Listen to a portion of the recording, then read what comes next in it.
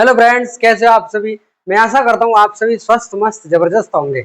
मेरे प्यारे दोस्तों, हिस्ट्री के टॉपिक सिंधु घाटी सभ्यता में जो अगली क्लास है वो होने वाली है। तो मेरे प्यारे दोस्तों, क्लास को अपने दोस्तों में जल्दी से जल्दी शेयर कर दो और ज़्यादा से ज़्यादा शेयर करो, क्योंकि मेरे प्यारे दोस्तों ये जो क्लास है सिंधु घाटी सभ्यता से संबंधित अगर कोई भी क्वेश्चन आपके पेपर में आया तो वो नहीं छूटेगा। तो मेरे प्यारे दोस्तों, हम बात करने वाले हैं सिंधु घाटी सभ्यता में जो बाकी का बचा मटेरियल है, जिसमें हम बात करेंगे सिंधु घाटी सभ्यता से संबंधित, जैसे पुरातत्व विभाग की स्थापना कब हुई, पुरातत्व सर्वेक्षण अधिनियम कब लाया गया, और मेरे प्यारे दोस्तों हड़प्पा की खोज कब की, हड़प्पा की खुदाई में क्या क्या निकला, ये हम बात करने वाले हैं। तो मेरे प्यारे दोस्तों, हम बात करेंगे सिंधु घाटी सभ्यता की, सिंधु घाटी सभ्यता यानी सिंधु घाटी सभ्यता में जो खोज इसकी हो रही है, कैसे पता लगा कि हम यहाँ पर खुदाई करें, क्योंकि पहले किसी चीज का अनुमान ऐसे नहीं लगाया जाता। कहीं ना कहीं कुछ हमें अनुभव होता है, कुछ चीजें हमें दिखाई देती हैं, उन्हीं के आधार पर वहां पर खुदाई की जाती है। तो मेरे प्यारे दोस्तों, सिंधु घाटी सभ्यता में पहले हम बात करेंगे सिंधु घाटी सभ्यता की आकृति कैसी थी, यानी कैसी आकृति सिंधु घाटी सभ्यता की। तो अगर हम बात करें सिंधु घाटी सभ्यता की आकृति की, सिंधु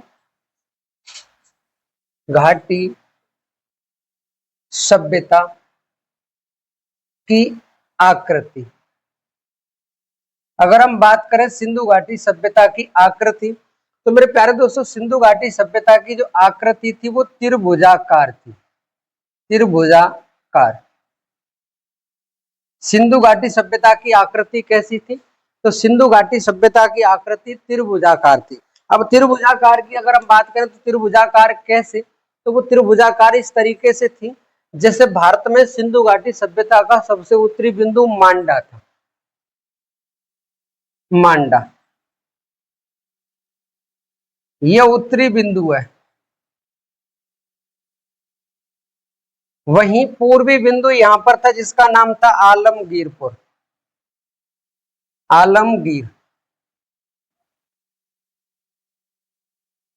आलमगीरपुर ये था सबसे पूर्वी बिंदु, और एक था दैमाबाद। ये दैमाबाद था सबसे दक्षिणी बिंदु,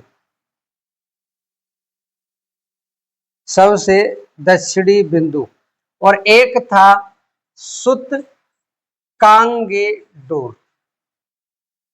और ये सुतकांगेडोर था सबसे पश्चिमी बिंदु। तो ये उत्तरी बिंदु हो गया मांडा, ये पूर्वी बिंदु हो गया, ये दक्षिणी बिंदु, और ये पश्चिमी बिंदु। कहीं ना कहीं ये मान लो ये पॉइंट है मांडा, ये आलमगीरपुर, और ये है आपका दैमाबाद, और ये है सुतकांगेडोर। तो अगर हम इसको इस तरीके से देखें, इस तरीके से, तो कहीं ना कहीं सिंधु घाटी सभ्यता की आकृति कैसी दिखाई दे रही है? त्रिभुजाकार आकृति दिखाई दे रही है, यानी मांडा, आलमगीरपुर, दैमाबाद और सुतकांगेडोर। इससे ये पता लगाया जा सकता है कि सिंधु घाटी सभ्यता की आकृति कैसी है? त्रिभुजाकार है। अब मेरे प्यारे दोस्तों, अगर हम बात करें सिंधु घाटी सभ्यता का क्षेत्रफल, सिंधु घाटी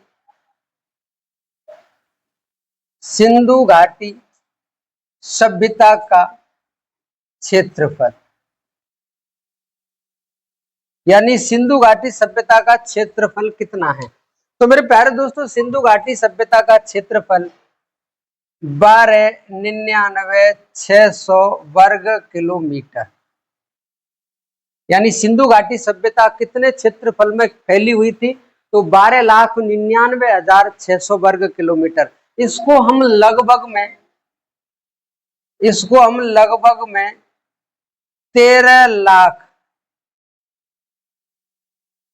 वर्ग किलोमीटर का क्षेत्र बता सकते हैं। तो सिंधु घाटी सभ्यता लगभग 13 लाख वर्ग किलोमीटर के क्षेत्रफल में फैली हुई। अगर वैसे पूछे डायरेक्टली तो सिंधु घाटी सभ्यता 12,99,600 वर्ग किलोमीटर के क्षेत्रफल में फैली हुई। अब मेरे प्यारे दोस्तों, हम बात करेंगे सिंधु घाटी सभ्यता की यानी लिपि के बारे में। सिंधु घाटी सभ्यता की लिपि यानी सिंधु घाटी सभ्यता की लिपि कैसी थी? तो सिंधु घाटी सभ्यता की लिपि मेरे प्यारे दोस्तों भाव चित्रात्मक थी। भाव चित्रात्मक यानी भाव चित्रात्मक का मतलब ये है कि जो हमें सिंधु घाटी सभ्यता में जो खुदाई में जो साक्ष्य मिले, खुदाई में हमें जो जो सामान मिला है उन पर चित्र बने हुए हैं। अब चित्र बने हुए और सिंधु घाटी सभ्यता की जो लिपि है उसको अभी तक कोई पढ़ नहीं पाया है। तो कहीं ना कहीं सिंधु घाटी सभ्यता के बारे में खुदाई में जो सामान मिला है उस पर जो चित्र मिले, उन चित्रों को देख करके लोगों ने अपने मन में, जो पुरातत्व विभाग से जुड़े हुए जिन्होंने खुदाई की है, उन्होंने अपने मन में जान करके भाव प्रकट करके उन चित्रों के आधार पर उस लिपि को समझने की कोशिश की है। इसीलिए इस लिपि को भाव चित्रात्मक लिपि कहा जाता है। और मेरे प्यारे दोस्तों इसको सर्पिलाकार लिपि भी कहते हैं। सर्पिलाकार लिपि, इसको और क्या कहा जाता है? सर्पिलाकार लिपि भी कहा जाता है। और मेरे प्यारे दोस्तों और हम बात करें, इसको गौमूत्री लिपि भी कहा जाता है। गौमूत्री लिपि भी कहा जाता है।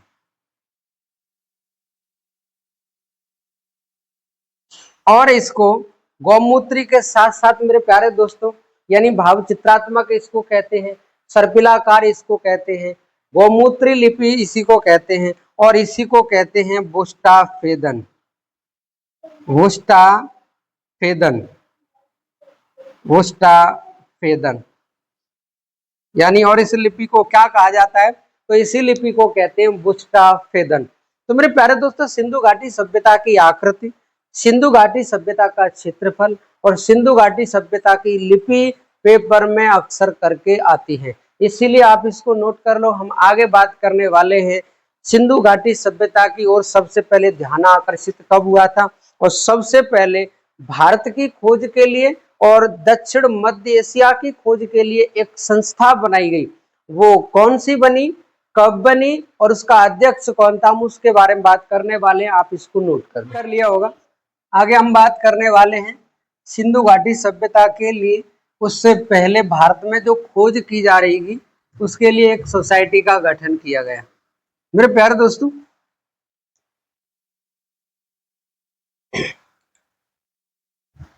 1784 ईस्वी में 1784 ईस्वी में भारत व दक्षिण मध्य एशिया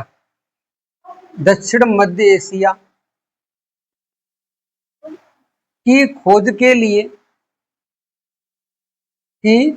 लिए एक सोसाइटी का गठन किया गया और नाम था Asiatic society. Asiatic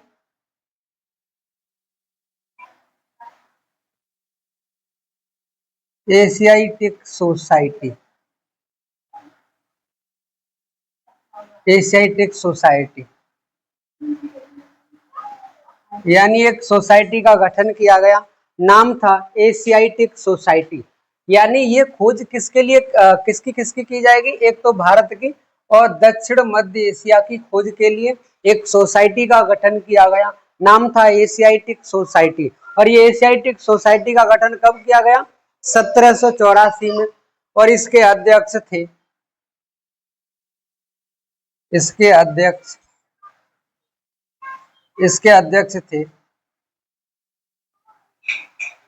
William Jones. इसके अध्यक्ष कौन थे? William Jones. यानी इनकी अध्यक्षता में ये सोसाइटी का गठन किया गया। मेरे प्यारे दोस्तों अगर हम आगे बात करें 1826 ईस्वी में एक नाम था व्यक्ति का, चार्ल्स मैनसन। Charles Manson. ये चार्ल्स मैनसन उसी क्षेत्र में गए जहां आज सिंधु घाटी सभ्यता है। उन्होंने बड़े बड़े टापू देखे, और बड़े बड़े जब टापू देखे तो उनको टापू देखने से लगा कि यहाँ कोई न कोई सभ्यता तो है। यानी उन्होंने पहली बार ध्यान आकर्षित किया उस पर। यानी ये टापू इतने ऊंचे ऊंचे जो दिखाई दे रहे हैं, इसके पीछे लॉजिक तो है कुछ न कुछ। तो पहली बार सिंधु घाटी सभ्यता की ओर ध्यान आकर्षित किसने किया? तो सबसे पहले सिंधु घाटी सभ्यता की ओर ध्यान आकर्षित करने वाला व्यक्ति कौन है? Charles Manson. और चार्ल्स मैनसन ने इस टीले की ओर ध्यान आकर्षित कब किया? 1826 में। तो मेरे प्यारे दोस्तों, अगर आपसे पूछे कि सिंधु घाटी सभ्यता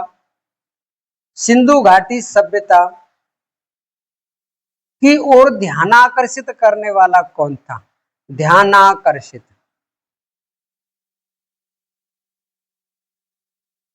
यानी सिंधु घाटी सभ्यता की ओर सबसे पहले ध्यान आकर्षित करने वाला व्यक्ति कौन था? नाम था चार्ल्स मैनसन। इसने ध्यान दिया, केवल सोचा, लेकिन इसने कोई उसका रिस्पॉन्स नहीं दिया। केवल इसने ध्यान दिया कि हाँ, यहाँ कोई ना कोई पुराना किला हो सकता है, इतना सोचा, या पुरानी कोई चीज हो सकती है, या पहले यहाँ की कोई बस्ती होगी जो उजड़ गई होगी। उन्होंने केवल इतनी और ध्यान आकर्षित किया, बस। लेकिन 1853 में भारत में रेलवे की स्थापना हो गई। 1853 से 1856 के मध्य, कौन सी सन है? 1853 से 1856 के मध्य जो पाकिस्तान का प्रसिद्ध शहर है वर्तमान में लाहौर, और एक शहर है जिसका नाम है कराची। कराची बंदरगाह भी है। लाहौर से कराची के लिए रेलवे लाइन बिछाई जा रही थी, यानी लाहौर को कराची से जोड़ने के लिए रेलवे लाइन बिछाई जा रही थी। व्यापार के लिए बहुत अच्छा मार्ग था, क्योंकि कराची बंदरगाह भी अरब सागर साइड में पड़ता है। अरब सागर से जब भी पानी के बड़े बड़े जहाज कराची आएंगे तो कराची से जो भी सामान है लाहौर ले जाने में ज्यादा दिक्कत नहीं होगी। तो लाहौर से कराची के लिए रेलवे लाइन बिछाई जा रही थी, यहाँ रेलवे लाइन बिछाई जा रही थी। तो मेरे प्यारे दोस्तों, जब रेलवे लाइन बिछाई जा रही थी, ये पटरियां बिछाई जा रही हैं, ये स्लीपर है बीच में, और ये, यानी ये रेलवे लाइन बिछाई जा रही है। तो रेलवे लाइन बिछाने का कार्य जिनको दिया गया उनका नाम था William Burton. William Burton, William Burton, और एक दूसरा व्यक्ति था जिसका नाम था जॉन बर्टन। जॉन बर्टन, यानी ये दो व्यक्ति हैं, एक विलियम बर्टन है और एक जॉन बर्टन। इसीलिए इन दोनों को बर्टन बंधु भी कहा जाता है। क्या कहते हैं? बर्टन बंधु। तो पेपर में अगर आपसे पूछे कि लाहौर से कराची के लिए 1853 से लेकर 56 के बीच में जो रेलवे लाइन बिछाई जा रही थी, वो रेलवे लाइन बिछाने की जिम्मेदारी किसको दी थी? तो मेरे प्यारे दोस्तों, दो व्यक्ति थे जिनका नाम था विलियम बर्टन और जॉन बर्टन, जिन्हें बर्टन बंधु भी कहा जाता है। इनके निर्देशन में कार्य चल रहा था। लेकिन यहाँ पटरियां बिछाने के लिए, पटरियां जैसे मान लो कोई नीचा क्षेत्र पड़ रहा है, या पटरियां कहीं ना कहीं कंकड़ पत्थर के ऊपर रखी जाती हैं, तो यहाँ के लिए ये कहा गया था कि आप लोग ईंटें जहां से लेके आएंगे हम आपको पैसे देंगे। तो ये वहां के पुराने लोग थे और लोग जाकर के बसे थे, तो उन लोगों को पता था कि यहाँ पहले से टीला है या किसी का महल बना हुआ होगा। तो उन लोगों को पैसे दिए गए और वो लोग भर भर के ईंटें लेके आ रहे थे, भर भर के ईंटें लेके आ रहे थे। और जब भर भर के ईंटें लेके आ रहे थे, इन्होंने दिमाग लगाया ये ईंटें ला कहां से रहे हैं, किस जगह से लेके आ रहे हैं। तो जब पटरियां आगे बिछाई जा रही थी, तो आगे चल के एक टीला आगे सामने दिखाई दिया, और ये जो टीला आगे सामने दिखाई दिया, जब इसको देखा गया, जब इसमें झांका गया अंदर, तो कहीं ना कहीं इसमें बहुत बड़े बड़े कमरे बने हुए थे, बहुत बड़े बड़े इसमें वो क्षेत्र बने हुए थे। जब इनकी ओर ध्यान गया, जब आप बताया गया अपने अधिकारियों को, तो ये रेलवे लाइन यहीं पर रोक दी गई, आगे नहीं बनाई गई। तो मेरे प्यारे दोस्तों, ये जो टीला दिखाई दे रहा है, अब इसको टीले को ऐसे ही छोड़ दिया गया। जब ऐसे ही छोड़ दिया गया, तो हम जब आगे बताएंगे तो उसी समय बता देंगे, लेकिन हम अभी बता रहे हैं आपको, ये जो टीला छोड़ा गया लाहौर कराची के मध्य में, ये ही टीला जब खोदा जाएगा तो इसी को कहा जाएगा हड़प्पा। क्या कहा जाएगा? हड़प्पा कहा जाएगा। तो मेरे प्यारे दोस्तों, इसको ऐसे ही छोड़ दिया गया। जब अपने उच्च अधिकारियों को बर्टन बंधुओं ने बताया, तो मेरे प्यारे दोस्तों, बर्टन बंधुओं ने जब बताया, तो 1861 ईस्वी में 1861 में भारत में पुरातत्व विभाग की स्थापना की गई। भारत में पुरातत्व विभाग की स्थापना की गई। पुरातत्व विभाग की स्थापना की गई। यानी आपसे पूछे कि भारत में पुरातत्व विभाग की स्थापना कब हो रही है, तो भारत में पुरातत्व विभाग की स्थापना 1861 में हुई। और मेरे प्यारे दोस्तों, इसके पहले महानिदेशक, तो पहले जो महानिदेशक बने उनका नाम था अलेक्जेंडर कनिंघम। अलेक्जेंडर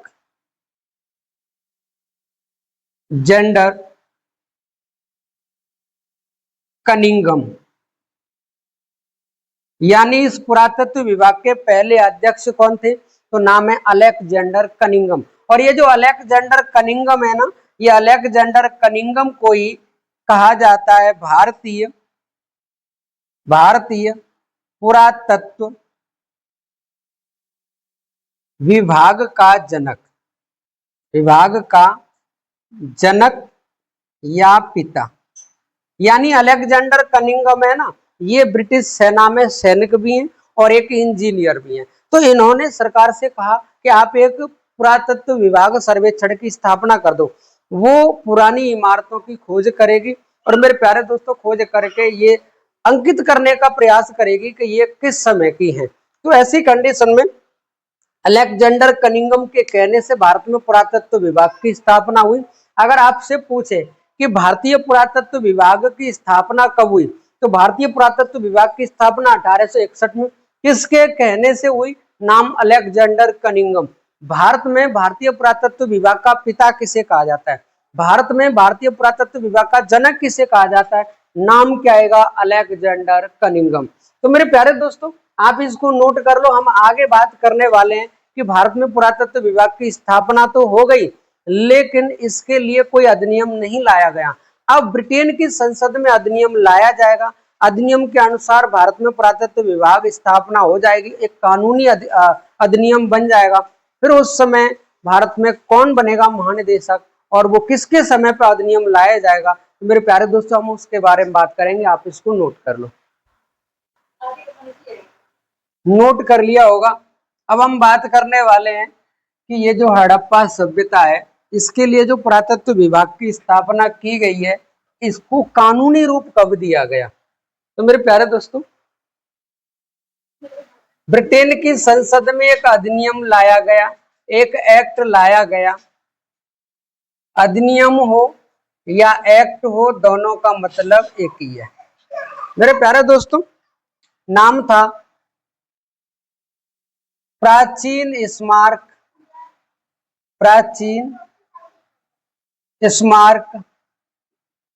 संरक्षण अधिनियम। नाम था प्राचीन स्मारक संरक्षण अधिनियम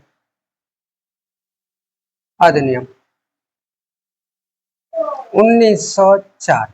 नाम था प्राचीन स्मारक संरक्षण अधिनियम 1904।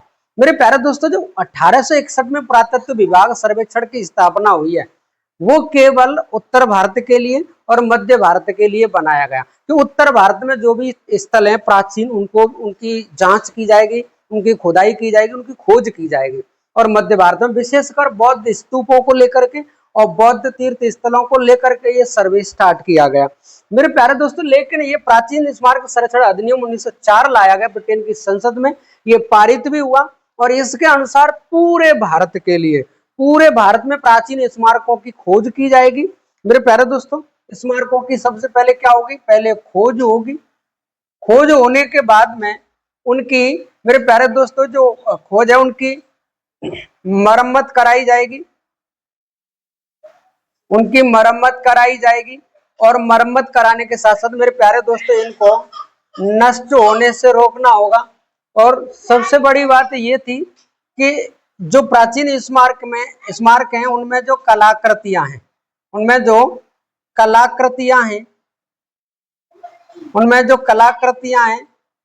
उनको कोई चुरा न ले जाए, उनमें चोरी रोकनी पड़ेगी। तो मेरे प्यारे दोस्तों, ये प्राचीन स्मारक संरक्षण अधिनियम है, ये इसका काम ये था कि प्राचीन स्मारकों की खोज करे, उनको नष्ट होने से बचाए, उनमें मरम्मत का कार्य कराए और मेरे प्यारे दोस्तों उनमें चोरी होने से रोके और कलाकृतियों को बचाए।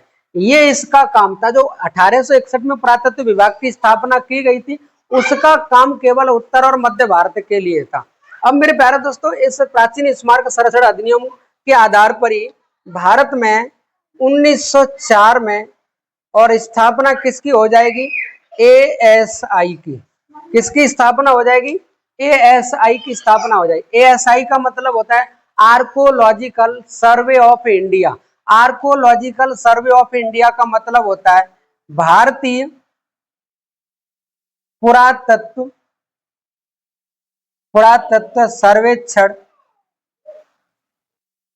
सर्वेक्षण विभाग। यानी नाम क्या इसका? भारतीय पुरातत्व सर्वेक्षण विभाग, ASI, archaeological survey of India की स्थापना 1904 में हुई।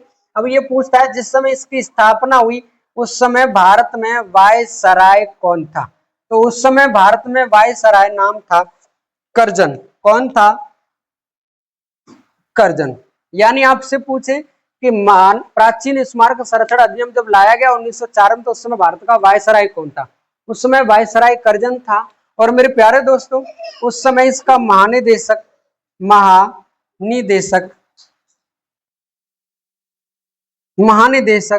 बनाया गया जॉन मार्शल को। John Marshall. यानी आपसे पूछे कि 1904 में जब प्राचीन स्मारक संरक्षण अधिनियम बनाया गया तो भारतीय पुरातत्व विभाग सर्वेक्षण का अध्यक्ष कौन था या महानिदेशक कौन था? तो जॉन मार्शल था। मेरे प्यारे दोस्तों अगर आपसे पूछे कि इंदिरा गांधी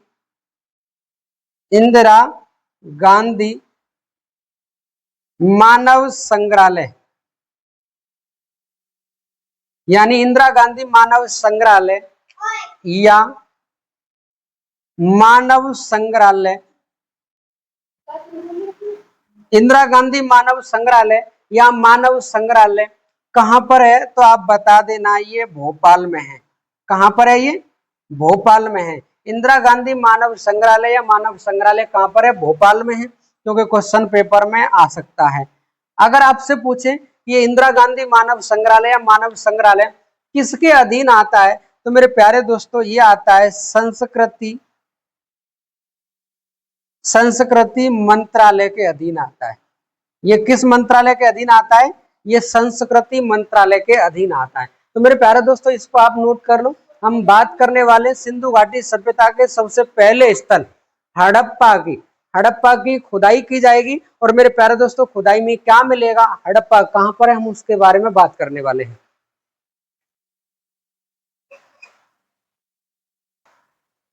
नोट कर लिया होगा। अब हम आगे बात करने वाले हैं खुदाई में सबसे पहले किस स्थल को टारगेट किया गया, यानी सबसे पहले कहां खुदाई की गई। तो मेरे प्यारे दोस्तों सबसे पहले हम बात करेंगे हड़प्पा की। किसकी बात करेंगे हम? सबसे पहले हड़प्पा की बात करेंगे। ये जो हड़प्पा है इसका बेसिक परिचय ये है कि ये मोंटगोमरी जिले में स्थित है।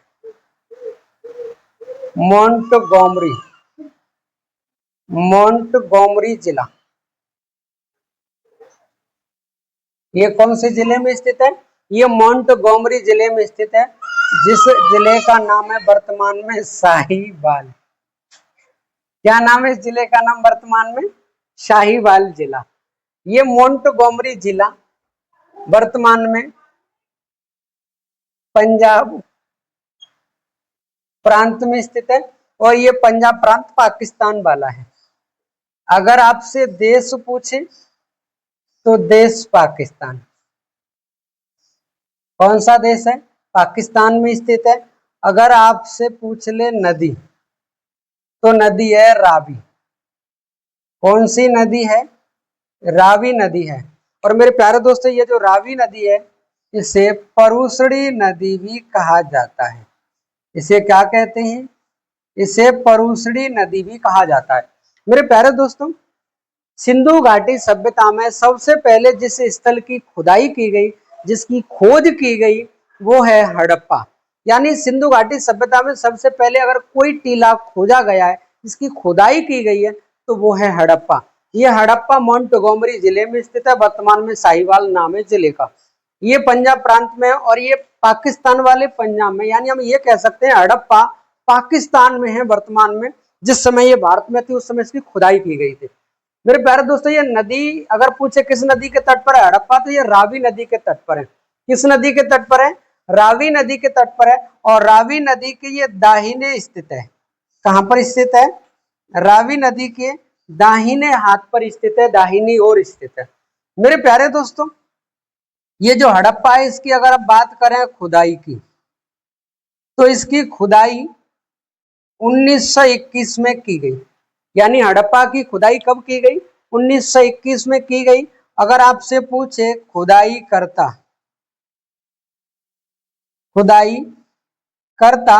तो आप बता देना खुदाई करता थे राय बहादुर दयाराम साहनी।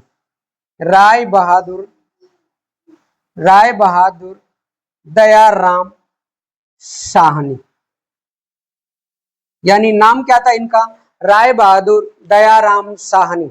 इनका नाम क्या था? राय बहादुर दयाराम साहनी। तो हड़प्पा की खुदाई किसने की? तो मेरे प्यारे दोस्तों, हड़प्पा की खुदाई दयाराम साहनी ने की। 1921 में की। हड़प्पा रावी नदी के तट पर स्थित है। हड़प्पा मोंटगोमरी जिला पंजाब में स्थित है, पंजाब पाकिस्तान वाला है। मेरे प्यारे दोस्तों, ये जो बेसिक क्वेश्चन है, यहाँ से पेपर में क्वेश्चन बनते हैं कि हड़प्पा की खुदाई कब की गई, हड़प्पा की खुदाई किसने की, हड़प्पा पाकिस्तान के किस जिले में स्थित है, हड़प्पा किस नदी के तट पर है, हड़प्पा किस देश में स्थित है। मेरे प्यारे दोस्तों, और हड़प्पा की जब खुदाई की जाएगी उस समय महानिदेशक होंगे जॉन मार्शल। उस समय हड़प्पा की खुदाई के समय महानिदेशक, यानी कि जिनके अभिरक्षण में, जिनके अंडर में ये खुदाई की जाएगी, उनका नाम है जॉन मार्शल। John Marshall. तो ये याद रखना, जिनके अंडर में खुदाई की जाएगी वो हैं पुरातत्व विभाग के महानिदेशक है जॉन मार्शल। इनके कहने से ही राय बहादुर दयाराम साहनी ने हड़प्पा में खुदाई शुरू की। 1921 में ये खुदाई हुई। अब हड़प्पा से संबंधित एक क्वेश्चन आता है पेपर में कि ये जो हड़प्पा है, इसको ऋग्वेद में क्या नाम दिया जाता है? यानी ऋग्वेद में हड़प्पा को क्या कहा जाता है? तो ऋग्वेद में हड़प्पा को कहा जाता है हरयूपिया। हरयूपिया, यानी ऋग्वेद में हड़प्पा को क्या कहा जाता है? ऋग्वेद में हड़प्पा को कहा जाता है हरयूपिया। क्या कहा जाता है? हरयूपिया कहा जाता है। अब मेरे प्यारे दोस्तों, ये जो हड़प्पा है, इसमें हमें ये देखना है कि ये जो हड़प्पा है ना, ये हड़प्पा दो भागों में विभाजित था। दो भागों में विभाजित था। हड़प्पा कितने भागों में विभाजित था? हड़प्पा दो भागों में विभाजित था। दो भाग, एक पूर्वी टीला और दूसरा पश्चिमी टीला।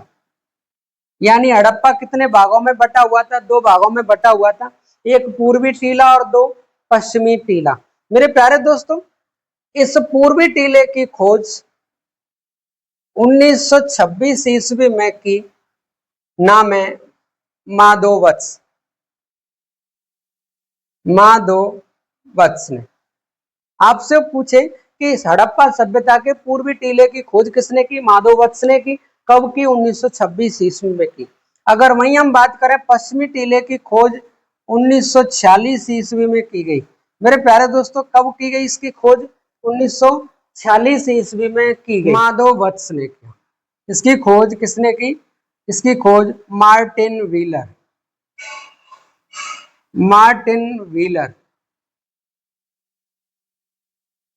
यानी हड़प्पा में पूर्वी टीला पश्चिमी टीले की खोज की जा रही है। और जब खोज की गई तो खोज में ये पता लगाया गया कि जो पूर्वी टीला था ना, इन पूर्वी टीलों में मजदूर वर्ग रहता था। कौन रहता था? मजदूर वर्ग रहता था, जनता रहती थी, आम लोग रहते होंगे, जिस तरीके से घर उसमें मिले। लेकिन पश्चिमी टीला जो मिला उसमें हमें दुर्ग मिले। जब दुर्ग मिले हैं तो हमें ये पता है यहाँ कौन रहता होगा, यहाँ राजा रहता होगा। तो मेरे प्यारे दोस्तों, हड़प्पा टीला में हमें जो हड़प्पा खोजा गया है उसमें दो टीला है, पूर्वी टीला और पश्चिमी टीला। पूर्वी टीले की खोज 1926 ईस्वी में माधव वत्स ने की और पश्चिमी टीले की खोज 1946 ईस्वी में मार्टिन व्हीलर ने की। इस पूर्वी टीले में मजदूर रहते थे और पश्चिमी टीले में दुर्ग बना हुआ था, तो हमें ये पता लगाया जा सकता है कि यहाँ पर राजा रहता है। तो मेरे प्यारे दोस्तों, हड़प्पा से संबंधित जो मेन क्वेश्चन है जो पेपर में कभी भी आ सकते हैं वो ये हैं। अब हम बात करेंगे हड़प्पा सभ्यता में, हड़प्पा की खुदाई में हमें क्या क्या मिला, तो आप इसको नोट कर लो, नोट कर लिया होगा। आगे हम बात करने वाले हैं हड़प्पा की खुदाई में क्या मिला। मेरे प्यारे दोस्तों, ये जो दुर्ग है ना, इस दुर्ग को कहा जाता है माउंट एबी, यानी इस दुर्ग को क्या कहा जाता था? माउंट एबी कहा जाता है। तो मेरे प्यारे दोस्तों, हम बात करेंगे कि हड़प्पा की खुदाई में क्या मिला। तो हम ये कह सकते हैं कि हड़प्पा की खुदाई में पाए गए साक्ष्य, हड़प्पा की खुदाई में पाए गए साक्ष्य, हम किसकी बात करेंगे? हम बात करेंगे साक्ष्य की, कि हड़प्पा की खुदाई में क्या क्या मिला है। तो मेरे प्यारे दोस्तों, हड़प्पा की खुदाई में हम नंबर 1 पर बात करेंगे, तो यहां से खुदाई में मिला है स्वास्तिक चिन्ह। क्या मिला है? स्वास्तिक चिन्ह। हड़प्पा की खुदाई में क्या मिला है? स्वास्तिक चिन्ह मिला है। मेरे प्यारे दोस्तों, स्वास्तिक चिन्ह आपको पता है किस तरीके का होता है? इस तरीके का, यानी ये जो स्वास्तिक चिन्ह है वर्तमान में इसका प्रयोग होता है हमारी और आपकी संस्कृति में। तो ये स्वास्तिक चिन्ह सबसे पहले कहां पर खुदाई में मिला था? तो ये चिन्ह सबसे पहले हड़प्पा की खुदाई में मिला। मेरे प्यारे दोस्तों, अगर हम यहीं पर बात करें तो यहाँ लकड़ी की ओखली मिली है। क्या मिली है? यहाँ पे एक लकड़ी की ओखली मिली है। लकड़ी की ओखली, ओखली तो आप जानते हो जिसमें गांव में लोग पहले जमीन में रख करके और एक तरीके से उनको दावने का काम करते, उसको पीटने का काम करते थे। लकड़ी की ओखली कहाँ मिली है? हड़प्पा में मिली है। मेरे प्यारे दोस्तों, यहीं पर मिला है कुम्हार का चाक। कुम्हार का चाक, कुम्हार का चाक कहाँ की खुदाई में मिला है? तो कुम्हार का चाक भी हड़प्पा की खुदाई में मिला है। मेरे प्यारे दोस्तों, यहीं पर मिला है हाथी का कपाल। हाथी का कपाल, हाथी का कपाल बोले तो हाथी की खोपड़ी, यानी हाथी की खोपड़ी खुदाई में कहाँ मिली है? तो हाथी की खोपड़ी कहाँ मिली है खुदाई में? हड़प्पा में मिली है। हाथी की खोपड़ी कहाँ मिली है खुदाई में? हड़प्पा में मिली है। यहीं पर मेरे प्यारे दोस्तों RH-37 कब्रिस्तान भी मिला है। यहाँ पर क्या मिला है? RH-37 नामक कब्रिस्तान। ये पेपर में कई बार आ चुका है मेरे प्यारे दोस्तों। ये RH-37 नामक कब्रिस्तान भारत में कहाँ मिला है? तो RH-37 कब्रिस्तान किस सिंधु घाटी सभ्यता की किस खुदाई में मिला है? तो ये हड़प्पा में मिला है। कहां पर मिला है? हड़प्पा में मिला है। मेरे प्यारे दोस्तों, हम यहीं पर बात करेंगे तो चांदी का प्रयोग भी, चांदी का प्रयोग भी हड़प्पा की सभ्यता में होता होगा। यानी चांदी के कुछ साक्ष्य भी हमें कहां से मिले हैं? हड़प्पा से मिले हैं। और मेरे प्यारे दोस्तों, हमें यहां से गेहूं के साक्ष्य भी मिले हैं। यहां से गेहूं व जौ, गेहूं और जौ की खेती के साक्ष्य हमें हड़प्पा से मिले हैं। अगर आपसे पूछे कि गेहूं के साक्ष्य सबसे पहले कहां से मिले, तो वो मेहरगढ़ से मिले। वो पाषाण काल के समय की बात है। लेकिन सिंधु घाटी सभ्यता में हड़प्पा निवासी गेहूं और जौ का प्रयोग करते थे, गेहूं और जौ का सेवन करते थे। तो गेहूं और जौ के साक्ष्य हमें कहां से मिले हैं? ये भी हमें हड़प्पा से मिले हैं। और मेरे प्यारे दोस्तों, हड़प्पा से हमें क्या क्या मिला है? हड़प्पा से हमें मिला है विशाल अन्नागार। क्या मिला है? विशाल अन्नागार। अन्नागार का मतलब आप जानते हो, एक बहुत बड़ा अन्नागार। अन्नागार का मतलब है जहाँ अन्न रखा जाता था, जहाँ गेहूं और जौ रखे जाते थे। हमारे तुम्हारे यहाँ पहले कुटले का इस्तेमाल किया हो जाता था, अब वर्तमान में टंकी आती है जिसे कुटिया कहा जाता है, कुटिया कहा जाता है। वैसे ही पहले मिट्टी का बनाया जाता था, लेकिन वहां इसमें जो खुदाई में मिला है, वहां जमीन में बहुत बड़ा क्षेत्र मिला है, उसमें गेहूं को और जौ का ढेर मिला है। तो हम ये कह सकते हैं कि गेहूं और जौ का ढेर हमें कहाँ मिला है, हड़प्पा में मिला है। या विशाल अन्नागार हमें कहाँ मिला है, तो विशाल अन्नागार भी हमें हड़प्पा में मिला है। लकड़ी का ताबूत भी मिला है, लकड़ी का ताबूत, लकड़ी का ताबूत कहां पर मिला है, तो ये भी हड़प्पा की खुदाई में मिला है। और मेरे प्यारे दोस्तों, यहीं पर मातृ देवी की मूर्ति मिली है, मातृ देवी की मूर्ति, यानी यहां से क्या मिला है, मातृ देवी की मूर्ति भी मिली है। तो मेरे प्यारे दोस्तों, हड़प्पा की खुदाई में जो साक्ष्य मिले हैं, पेपर में साक्ष्यों से संबंधित क्वेश्चन आता है। एक तो जो ज्यादातर क्वेश्चन आता है कि स्वास्तिक चिन्ह कहाँ से मिला है। तो मेरे प्यारे दोस्तों, ये क्वेश्चन कई बार आ चुका है कि स्वास्तिक चिन्ह सिंधु घाटी सभ्यता की किस खुदाई में मिला है। तो मेरे प्यारे दोस्तों, स्वास्तिक चिन्ह सिंधु घाटी सभ्यता की हड़प्पा में मिला है। कहां पर मिला है, हड़प्पा में। अब एक क्वेश्चन ये आता है कि हाथी का कपाल कहां पर मिला है, तो हाथी की खोपड़ी, ये वाली खोपड़ी हाथी की कहां मिली है, हड़प्पा में मिली है। और एक क्वेश्चन आता है कि RS-37 यानी RS-37 नामक कब्रिस्तान कहां मिला है, तो RS-37 नामक कब्रिस्तान आपका हड़प्पा में मिला है। कहां पर मिला है, हड़प्पा में। और ये भी क्वेश्चन आता है कि सबसे पहले सिंधु घाटी सभ्यता के किस स्थल पर चांदी के साक्ष्य और गेहूं जौ के साक्ष्य मिले, तो वो जगह हड़प्पा। मातृ देवी की मूर्ति पेपर में पूछी जाती है। मेरे प्यारे दोस्तों, कांसे की प्रतिमा, नृत्य करती प्रतिमा, वो तो मोहनजोदड़ो में मिली है, यहाँ पर मातृ देवी की मूर्ति मिली है। और एक क्वेश्चन लकड़ी के ताबूत से आता है। मेरे प्यारे दोस्तों, ये तो हड़प्पा से क्वेश्चन आते ही हैं। अब आपसे अगर क्वेश्चन पूछे कि सिंधु घाटी सभ्यता, सिंधु घाटी सभ्यता का प्रवेश द्वार,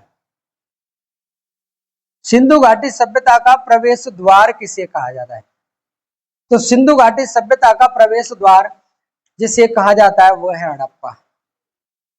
यानी सिंधु घाटी सभ्यता का प्रवेश द्वार किसे कहा जाता है, हड़प्पा को कहा जाता है। मेरे प्यारे दोस्तों, अगर आपसे पूछे कि सिंधु घाटी सभ्यता की दूसरी राजधानी किसे कहा जाता है, दूसरी राजधानी किसे कहा जाता है, तो सिंधु घाटी सभ्यता की दूसरी राजधानी हड़प्पा को कहा जाता है। यानी सिंधु घाटी सभ्यता की दूसरी राजधानी किसे कहा जाता है, हड़प्पा कहा जाता है। और जब भी हम सिंधु घाटी सभ्यता के बाद में जब हम कहेंगे जुड़वा शहर किसे कहा जाता है, तो जुड़वा शहर मोहनजोदड़ो और हड़प्पा को कहा जाता है। तो जुड़वा शहरों में भी हड़प्पा का नाम आएगा। तो मेरे प्यारे दोस्तों, आप इसको नोट कर लो। और क्लास कैसी लगी, अगर क्लास अच्छी लगी है तो अपने दोस्तों में शेयर करें, वीडियो को लाइक करें और चैनल को सब्सक्राइब करें। आएंगे फिर आएंगे ऐसे ही नए टॉपिक के साथ। जय हिंद, जय भारत मेरे प्यारे दोस्तों।